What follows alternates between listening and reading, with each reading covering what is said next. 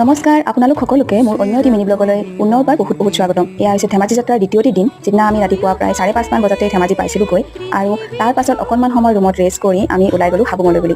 ধেমাজি জিলাতে অৱস্থিত হাবুং হৈছে আহোমসকলৰ দ্বিতীয় ৰাজধানী। ইয়াৰ ইতিবৃত্ত বুৰঞ্জীত সকলো লিখা আছে, যিবোৰ মই এতিয়া কৈ থাকিলে শেষেই নহ'ব। আহোমসকলৰ নীতি নিয়ম অনুসৰি ইয়াত পূজা পাতল কৰা হয়, কিন্তু আমি যেতিয়া পাইছিলোঁগৈ তেতিয়া বহুত দেৰি হৈছিল। সেইবাবে আমি নিজে নিজে সেৱা লৈ তাতে কিছু সময় ৰ'লোঁ। বহুত শান্তিপূৰ্ণ পৰিৱেশ, ফটো ভিডিঅ' এইবোৰ ল'লোঁ আৰু সেয়া সপোনক চাওকচোন নিজে নিজে আইচক্ৰীম আৰু পানী খাই আছে।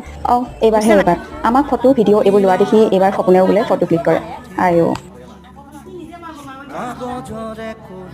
কি যে হ'ব সপোনৰ লগত, আমিও বোলো দেহ যি ফটো ল'ব লগা আছে ল।